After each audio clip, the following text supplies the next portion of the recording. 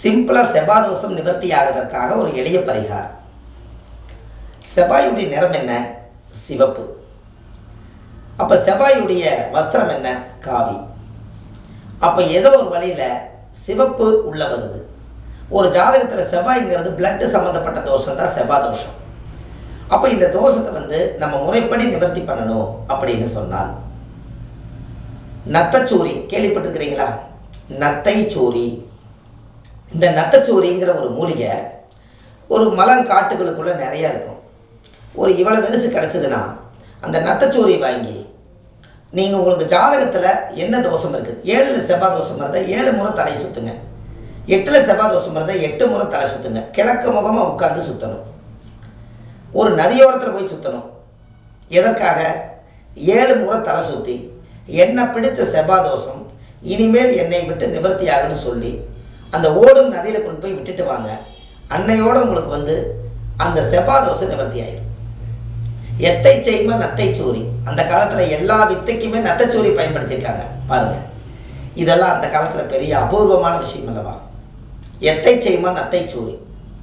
இந்த நத்தைச்சூரியெல்லாம் இவ்வளவோ எடுத்து இந்த செவ்வாய் தோஷம் இருக்கிறவங்க சும்மா ஒரு தாயத்தில் போட்டு அடைச்சி கழுத்தில் கட்டிட்டாங்கன்னா உங்களுக்கு வாக்கு சித்தியாகும், போகிற காரியம் வெற்றியாகும், எதிரிகள் நம்மளை விட்டு போயிடுவாங்க, நம்ம குடும்ப கஷ்டமெல்லாம் நீங்கும், நம்ம உடம்புக்குள்ள ஒரு அபூர்வமான ஒரு தைரியம் இருக்கும். இதெல்லாம் அந்த காலத்தில் மூலிகையை பெரிய தைரியமாக ஒன்று உருவாக்குறதுக்காக இந்த வைத்தியர்கள் எல்லாம் அந்த காலத்தில் ஒரு குளிகையில் போட்டு அடைச்சி அந்த காலத்திலே தாயத்து சத்துன்னு செஞ்சு நிறையா மக்களை காப்பாற்றியிருக்காங்க. நிறைய போர்களுக்கு போகிறவங்களுக்கெல்லாம் எத்தை செய்மா நத்தைச்சூரிங்கிற தாயத்தை கட்டி விட்டு அந்த காலத்தில் முன்னோர்கள் போருக்கு போய் ஜெயிச்சுட்டு வந்திருக்காங்க பாருங்கள். அந்த காலத்தில் தைரியத்துக்கு உண்டான கிரகமே நத்தைச்சூரி தான். இப்படியெல்லாம் செவ்வாய் தோஷத்தை கழிக்கிறதுக்கு பலவிதமான வழிகள் இருக்குது. நீங்கள் காசு பணம் இல்லாத பாமர மக்கள் ரொம்ப கஷ்டப்படுறாங்களே, அவங்களுக்கும் ஒரு பரிகாரம் வேணும் அல்லவா? இன்னமும் கஷ்டப்பட்டுட்டு தான் இருக்காங்க, ரொம்ப கஷ்டப்படுறாங்க.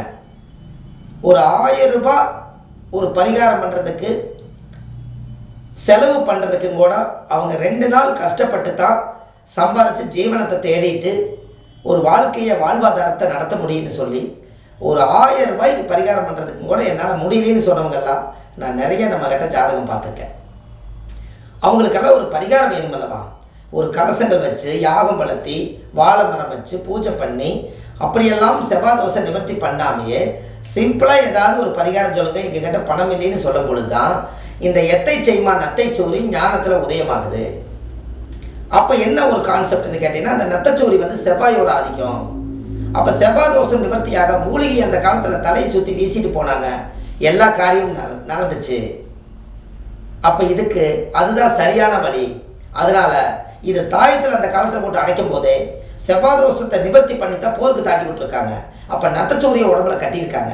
நீங்கள் உடம்புல கட்டுறக்கு கூட வெக்கப்பட்டாலும் கூட நீங்கள் தலையை சுற்றி ஓடும் நதியில் விட்டுவாங்க, அன்றையோட ஒரு செவ்வாய் தோஷம் நிவர்த்தி ஆயிடும்.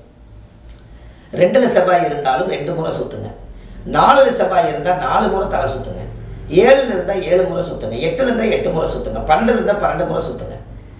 நீங்கள் பிறக்கும்போது செவ்வாய் எந்த தோஷம் எந்த பாவகத்தில் நீங்கள் வாங்கி வந்தீங்களோ அந்த பாவகத்துக்கு தகுந்த மாதிரி நீங்கள் செய்யுங்க.